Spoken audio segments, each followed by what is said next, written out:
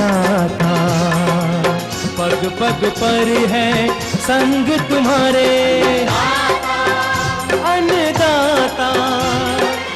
लहू किसानों का बन के पसीना सींचता है धरती का सीना। मेहनत का तेरी हक दिलवाने, नई तकनीक नई खोज बताने। पशुधन को गुणवान बनाना, पौध सुरक्षा को सिखलाना, खेती के सब गुर समझाने, भारत का सरताज बनाने। आठों पहर है संग तुम्हारे अन्नदाता, अन्नदाता।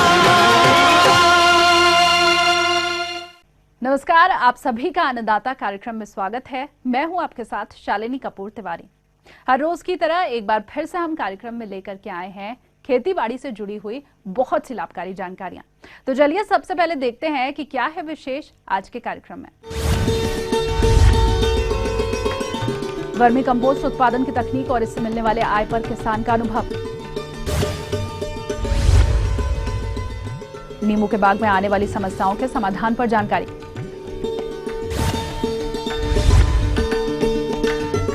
अरहर की फसल को प्रभावित करने वाले कीटों का नियंत्रण और उपाय।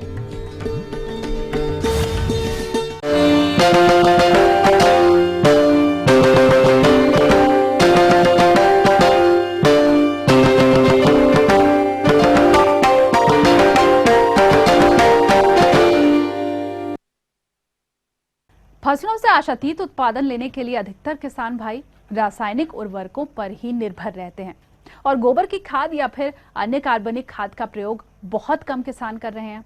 किसान भाइयों, अगर आप दुधारू पशुओं का पालन कर रहे हैं तो इनके गोबर से वर्मी कंपोस्ट तैयार कर अपने खेतों में प्रयोग करके रासायनिक उर्वरकों की निर्भरता को आप कम कर सकते हैं। साथ ही इसे व्यवसाय के रूप में भी अपनाकर आप लाभ ले सकते हैं। तो आइए मिलते हैं एक ऐसे ही किसान कुसावली मेरठ के विनय सैनी से, जो कि वर्मी कंपोस्ट का उत्पादन करके अच्छी आय ले रहे हैं। मेरे पास 4 पशु हैं, जिसमें 2 गाय हैं और 2 भैंस। उनका गोबर ही इसमें यूज करता हूं, और जो घर का कूड़ा करकट होता है पन्नी वगैरह को छोड़ के, वो सब इसमें यूज आ जाता है। और मैं बताना चाहूँगा किसान भाइयों को, पहले तो इससे ही बता दूं कितना फ़ायदा है। अगर हम लगाते हैं मिनिमम 1 भैंस का या 4 भैंस का गोबर जो हो, तो 4 भैंस के गोबर से केवल 4 बीघे का हम पूरा पाड़ सकते हैं, अगर साधारण तरीके से हम खाद खेत में डाल रहे हैं गोबर डायरेक्ट। लेकिन अगर हम वर्मी कंपोस्ट तैयार करें केंचुए द्वारा, केंचुए खिलाएं गोबर, खेती इससे बिल्कुल बिना रासायनिक खाद के अपना पैदावार ले सकते हैं। मैं फिलहाल 20 बेड के लगभग है मेरे पास, जिनकी चौड़ाई 3 फुट और लंबाई 17 फुट के लगभग है।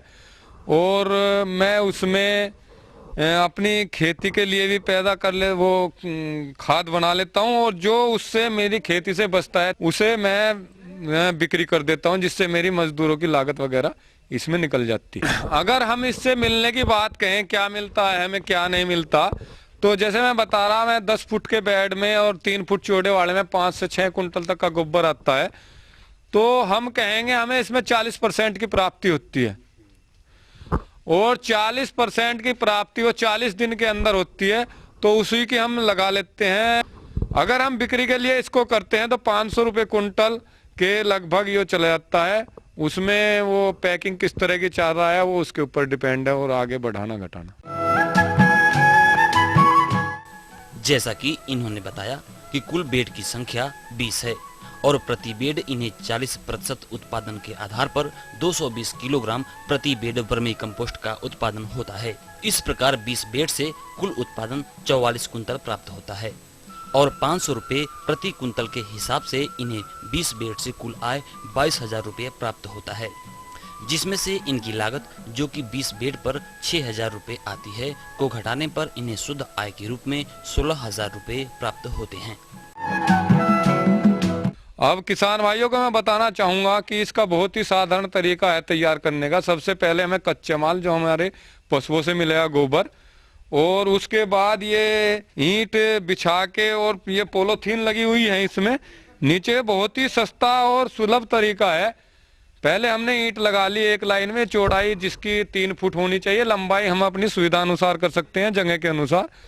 और उसमें हमने पॉलीथीन बिछा के और उस पर गोबर डाल देते हैं। जो गोबर जो हो वो ताज़ा ना हो और उसमें गंद ना हो, तो उसे गोबर को लगा के 9 इंच से 12 इंच तक की ऊंचाई हमें रखनी चाहिए, ज़्यादा ऊंचाई नहीं रखनी चाहिए।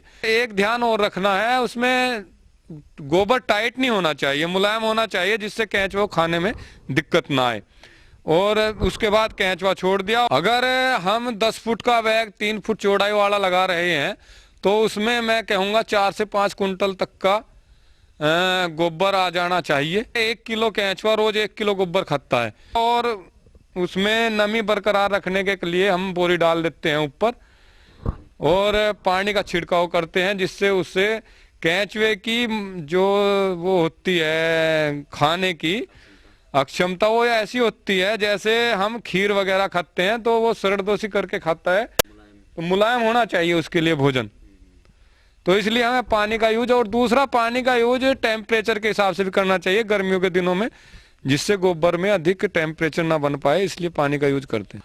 और जो केंचुए डालते हैं हम उसमें, वैसे तो कहते हैं 1 फुट में इतनी दूरी में 1 किलो केंचुआ डलना चाहिए, लेकिन वो हमारी सामर्थ्य के ऊपर है। अगर मोल लेके डाल रहे हैं हम केंचुआ कितना डाल लें, और उसका भी यो हिसाब लगाया जाता है। 1 किलो केंचुआ रोज 1 किलो गोबर खाता है, तो हम वो आइडिया लगा लेते हैं अपना। अगर हमारे पास संपूर्ण केंचुए की व्यवस्था है तो वो हमारा गोबर या बेड वो 45 दिन में तैयार होना चाहिए, जिससे उत्तम क्वालिटी का कंपोस्ट हमें प्राप्त होगा। और इसे उत्तम क्वालिटी का कंपोस्ट प्राप्त करने के लिए सबसे बड़ी चीज जो है वो ऊपर छान वगैरह की है, चाहे टीन का हो, छाया या छप्पर का ही हम बना ले शुरू में, अगर हमारा बजट नहीं है तो बहुत ही बढ़िया। मैंने तो शुरू में छप्पर डाल के ही वो काम चालू किया था। अब जब अपनी इससे आमदनी हुई, कुछ का कंपोस्ट वगैरह बिका, तो हमने से धीरे धीरे टीन डाल ली, तो 4 दीवारी भी करी है, जिससे जो जंगली भार है वो है उनसे जिनावर उनसे थोड़ा निजात मिल जाए, और इसमें हवा वगैरह का भी ठीक हिसाब रहे। अगर हम इसको अक्टूबर और मार्च के महीने में डाल लें तो मैं तो कहूँगा कि किसान के लिए बहुत ही अति उत्तम है। इसमें केंचुओं की संख्या भी बढ़ती है और टेम्परेचर का हिसाब भी बहुत अच्छा रहता है। इसमें जो केंचुए की निषेचन क्रिया शुरू हो जाती है, जिसमें केंचुआ निषेचन करने के बाद में यो अब दिसंबर जो आएगा, इसमें अब अंडे देना शुरू कर देगा नवंबर दिसंबर में, और उससे मार्च अप्रैल तक सब केंचुआ जो है अपना केंचुआ पैदा हो जाएगा अंडे से, और केंचुए की संख्या डरता हुआ सा कहूँ मैं दुगनी ना हो जाए, क्योंकि एक अंडे में 7 से 21 तक का केंचुआ निकलता है। अगर केंचुए बेचें तो 200 से 250 रुपए किलो केंचुआ भी हमारा जाता है।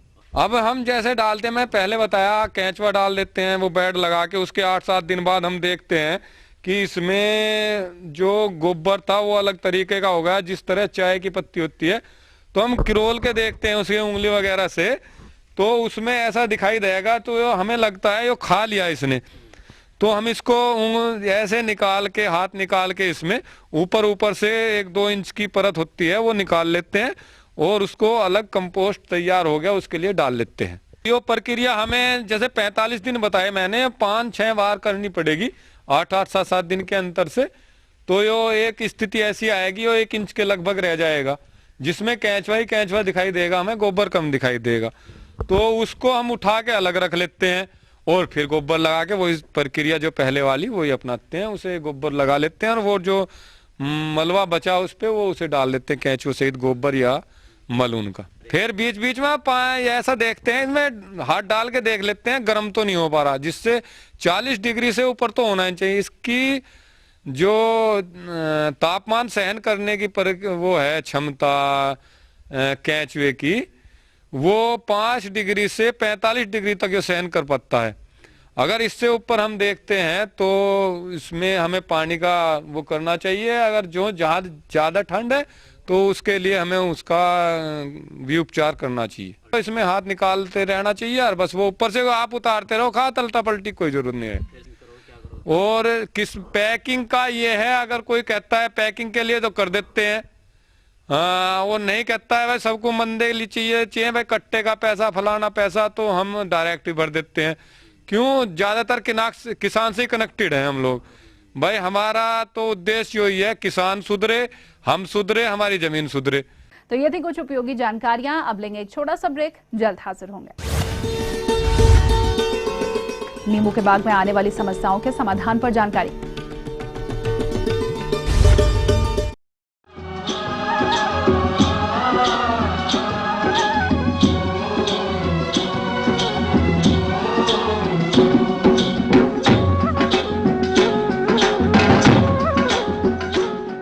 ब्रेक के बाद एक बार फिर से आप सभी दर्शकों का अन्नदाता कार्यक्रम में स्वागत है। और चलिए अब बढ़ते हैं अगली प्रस्तुति की ओर।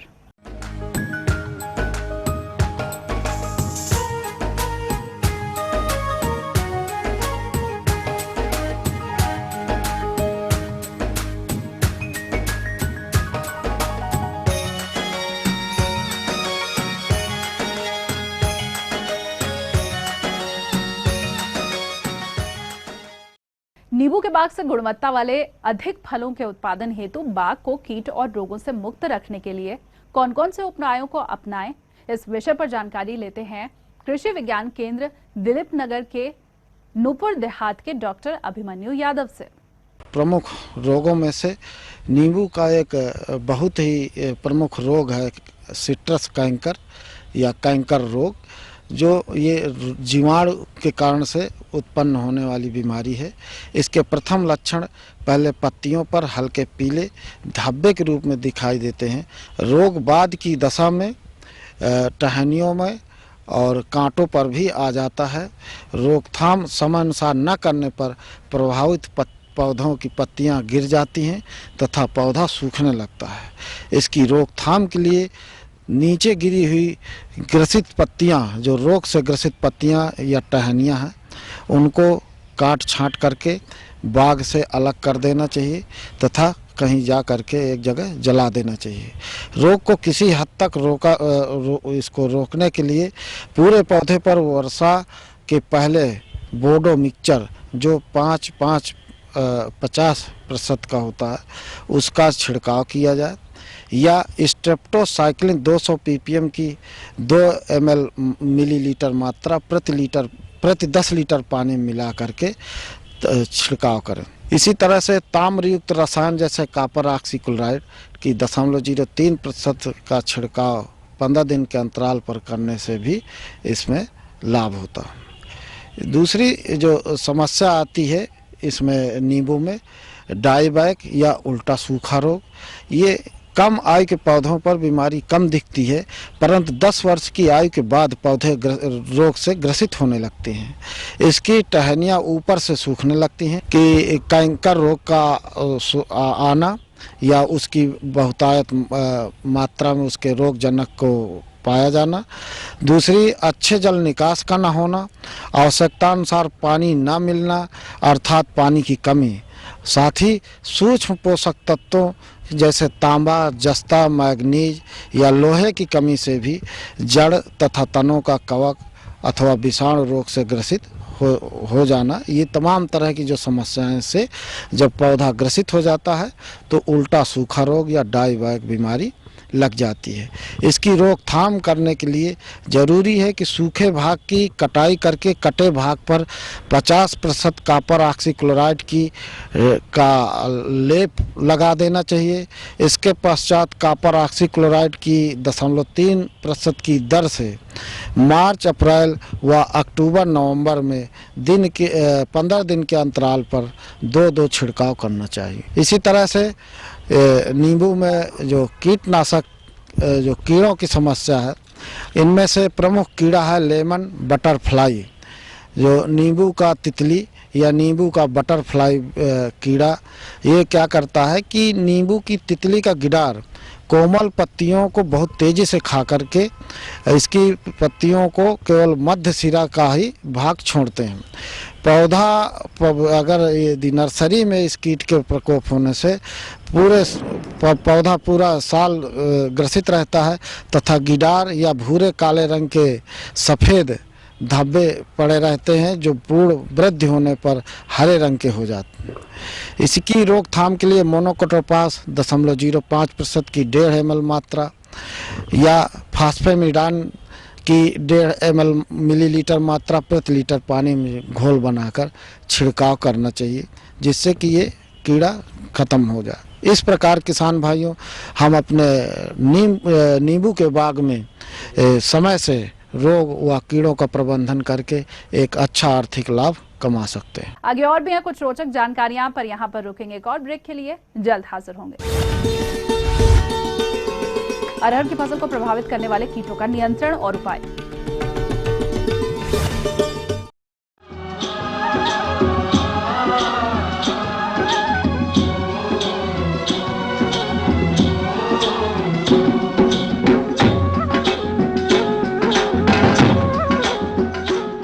ब्रेक के बाद आप सभी दर्शकों का स्वागत है और चलिए अब रुख करते हैं अगली कड़ी की ओर।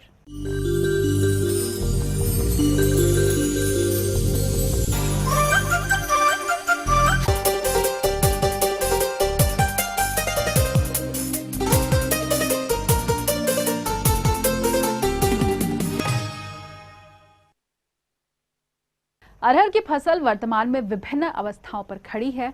इस फसल को कौन कौन से कीट प्रभावित करते हैं और इनका नियंत्रण उपाय क्या है, आइए जानते हैं डॉक्टर विजय अग्रवाल से। किसान भाइयों, आज मैं आपको अरहर की फसल में सामयिक कार्यों की जानकारी दूंगा। किसान भाइयों, जैसा कि हम देख रहे हैं इस समय जो सर्दी के मौसम का आगमन हो गया और लेकिन कहीं कहीं मध्य प्रदेश में इस समय भी तापमान की अधिकता है, कहीं पर बादल दिखाई दे रहे हैं। तो ऐसे में जो हमारी अरहर की फसल है जिसमें फूल एवं फलन की अवस्था इस समय शुरुआत हो चुकी है, फल बनने लगे हैं, फलियां बनने लगी हैं, तो ऐसे में कई सारे कीटों का इसमें आक्रमण हो रहा है।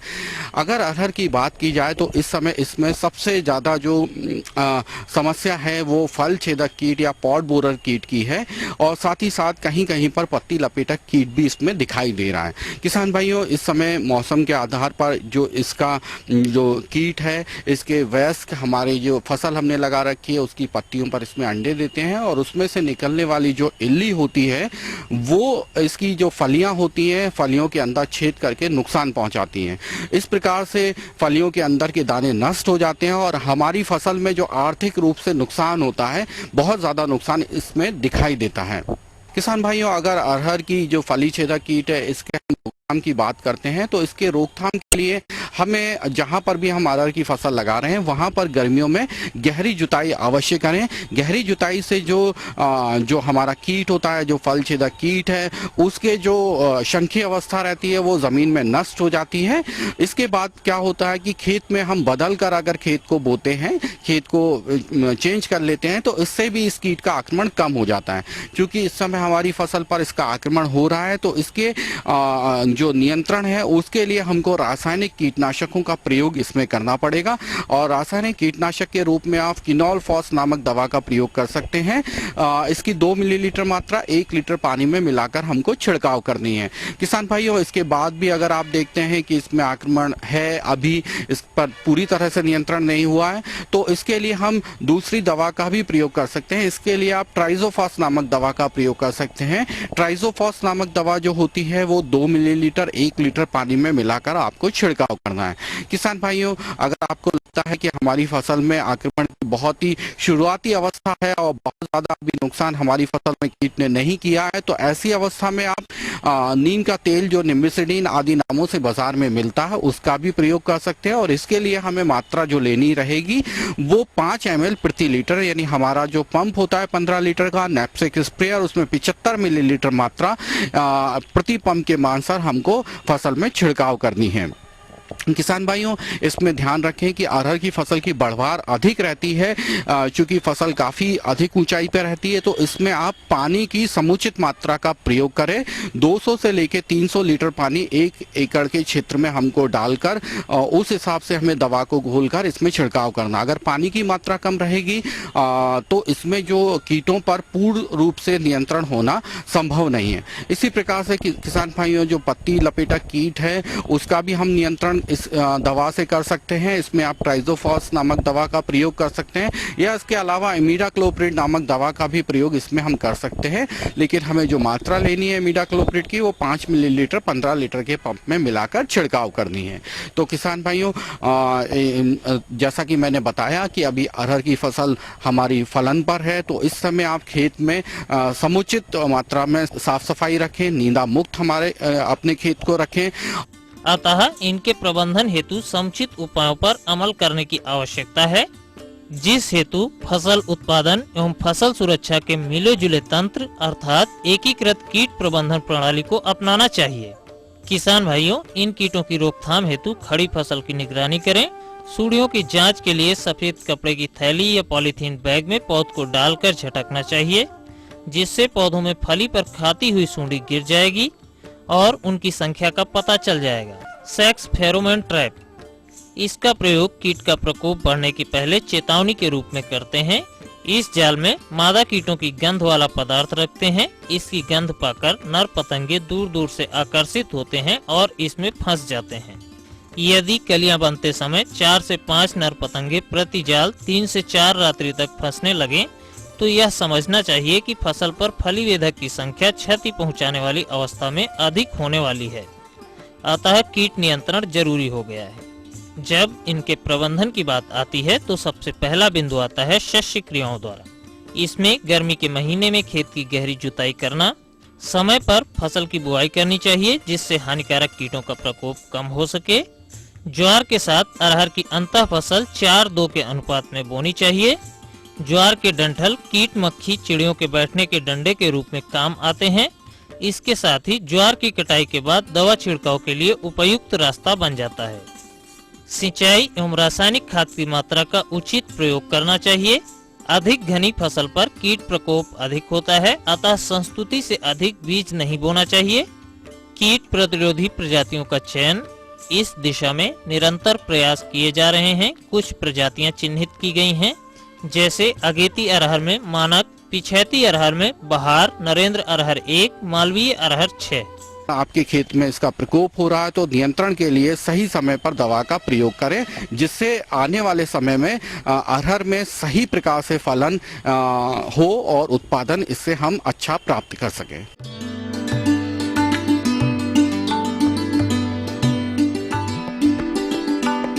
अन्नदाता हेल्पलाइन निशुल्क फोन संपर्क सेवा के माध्यम से आपके द्वारा पूछी गई समस्याओं में से एक या फिर 2 महत्वपूर्ण समस्याओं को हम अपने कार्यक्रम में शामिल करते हैं और इसी के तहत आज की चयनित समस्या और उसका जवाब इस प्रकार है। निःशुल्क अन्नदाता हेल्पलाइन में आज हमने जिस प्रश्न को शामिल किया है उसे पूछा है सूजीपुरा इटावा के धर्मवीर यादव ने।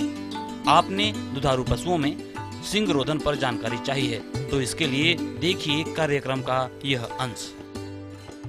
किसान भाइयों, सबसे बड़ी ज़रूरत ये आती है कि सिंग रोधन आखिर क्यों। तो सबसे पहले आप ये जान लीजिए, सिंग रोधन से एक तो जानवरों में जो हार्न कैंसर होने की संभावना रहती है यह पूरी तरह समाप्त हो जाता है। इसके अतिरिक्त लड़ाई के दौरान एक दूसरे को चोट नहीं लगती है। इसके अलावा पशु में जो इसके साथ साथ किसान भाइयों, आप जानवरों को कम जगह में ज़्यादा रख सकते हैं और ये सिंग रोधन जो होता है बड़ा आसान सा है। छोटा सा जो जानवर होता है, पैदा होने के 1 हफ्ते के अंदर आप उसके थोड़ा सा सर पे टच करिए, कहीं पर उसको छुइए, जहाँ पर आपको उसका कलिका सी दिखाई पड़े, महसूस हो, वहीं पर थोड़ा सा ब्लेड से हल्का सा जगह बना लीजिए और उसके बाद कास्टिक पोटास का जो विलेन होता है, इस विलेन में रुई को आप भिगो लीजिए और भिगोने के बाद उस रुई को धीरे धीरे करके आप उस पर रब करिए, मालिश कर दीजिए। मालिश करने के बाद आप देखेंगे थोड़ा सा हल्का सा लग रहा है कि खून सा आ जाएगा और उस रुई को वहीं पर चिपका के आप छोड़ दीजिए। इसके बाद जैसे जैसे वो जो है घाव भरता जाएगा, वो अपने आप जो है रुई सूख करके झड़ जाएगी। तो ये छोटे जानवरों पर सिंग रोधन हो। इसके अलावा किसान भाइयों, यदि आपको विलेन नहीं मिलता है तो कास्टिक पोटास की छड़ का भी आप इस्तेमाल कर सकते हैं। कास्टिक पोटास की छड़ का इस्तेमाल करने का तरीका ये रहता है कि आप जानवर का जहाँ पर बड है उसको थोड़ा सा स्पेस साफ कर लीजिए और साफ करने के बाद कागज़ की सहायता से या उसके होल्डर की सहायता से कास्टिक पोटास की छड़ को अच्छी तरह पकड़ लीजिए और पकड़ने के बाद जहाँ पर उसका बड है उसी पर रख करके थोड़ी देर जला दीजिए। जलाने के उपरांत क्या होता है कि उससे थोड़ा सा एक विलेन सा निकलेगा, लेकिन उससे जो है आपको अपने जानवर की आँख को बचाना है, क्योंकि यदि आँख में चला जाएगा तो जानवर के अंधे होने की संभावना बढ़ जाएगी। इसके अतिरिक्त किसान भाइयों एक डिहार्नर आता है, ये इलेक्ट्रिक डिहार्नर होता है और इसमें क्या करते हैं कि कास्टिक पोटास और या कास्टिक पोटास का जो विलेन है इसकी जगह पर हम बड को उसी इलेक्ट्रिक डिहार्नर से जला देते हैं और जड़ तक जलने के पश्चात फिर इसमें से सींग निकलने की संभावनाएं नगण्य हो जाती हैं। लेकिन होता क्या है कि अगर इसमें जरा सी चूक हो गई, क्योंकि अगर थोड़ा पूरी तरह से इसमें जानवर के अगर जड़ तक नहीं जला है, अगर किनारे से भी तो सींग निकल जाता है, ये इसका सबसे बड़ा नुकसान होता है। लेकिन अगर किसी अच्छे टेक्नीशियन से आप कराते हैं तो निश्चित रूप से आपको जो है सींग रोधन में सफलता मिलेगी। आपने कहीं बड़ा जानवर खरीदा, अब उसमें सींग रोधन कैसे करें, तो उसके सींग रोधन के लिए ये है कि आप या तो उसको आरी से काटें या एक आता है इलस्ट्रेटर, ये एक रबड़ का मोटा सा छल्ला होता है, इसका आप इस्तेमाल कर सकते हैं और ये आप जो कार्य करेंगे वो किसी टेक्नीशियन की ही मदद से करेंगे। इसमें क्या करते हैं कि जो जानवर जिसका सींग रोधन करना है, बड़ा जानवर है, उसके सींग पर एक जो है बड़ा सा हम टाइट सा छल्ला चढ़ा देते हैं और ये छल्ला जो है वो सींग में पोषक तत्वों की आपूर्ति को रोक देता है और इसके रोकने से क्या होता है कि सींग थोड़े दिन में जो है सूख जाता है और सूखने के उपरांत आप इसको काट करके अलग कर सकते हैं। इसमें जो सबसे सुरक्षित और अच्छी विधि है वो इलेक्ट्रिक डिहार्नर ही आता है, लेकिन इसमें ज़रूरत बस एक अच्छे टेक्नीशियन की होती है। किसान भाइयों, इस तरह अगर आप बताए उपायों से सींग रोधन अपने जानवर का करते हैं तो निश्चित रूप से आपके जानवर की सुंदरता बढ़ेगी, साथ ही साथ आप कम जगह में अपने ज़्यादा जानवर रख सकते हैं और इसके अलावा लड़ाई के दौरान एक दूसरे को चोट लगने की संभावनाएं कम हो जाएंगी।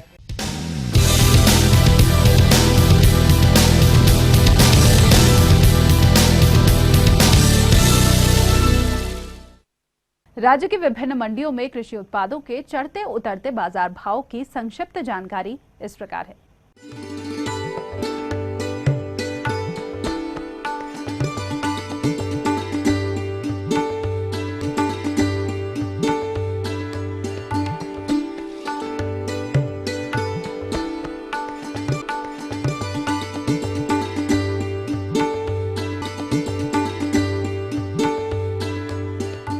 हम ये उम्मीद करते हैं कि आज का कार्यक्रम आप सभी दर्शकों के लिए उपयोगी रहा होगा। किसान भाइयों, अन्नदाता आपकी सेवा के लिए संकल्परत है। कृषि संबंधित समस्या और सुझावों के लिए आप हमें इस पते पर संपर्क कर सकते हैं। प्रोड्यूसर अन्नदाता, ETV Uttar Pradesh Uttarakhand, Ramoji film city, Hyderabad 501512। साथ ही आप हमें ईमेल भी कर सकते हैं। हमारा ईमेल आईडी है annadata.up@etv.co.in। इसके अलावा आप हमें निःशुल्क हेल्पलाइन नंबर 180010084599 पर सोमवार से शनिवार सुबह 10 से शाम 4 बजे के बीच संपर्क कर सकते हैं। और आइए अब देखते हैं कल दिखाए जाने वाले कार्यक्रम की मुख्य झलकियां। खारे पानी वाले क्षेत्रों में गेहूं की बुआई पर तकनीकी जानकारी।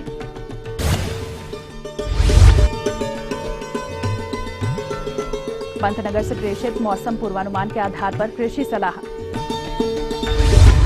तो फिलहाल अन्नदाता की पूरी टीम को दीजिए इजाजत। कल फिर से इसी समय आपसे मुलाकात होगी कृषि संबंधित कुछ और महत्वपूर्ण जानकारियों के साथ। नमस्कार।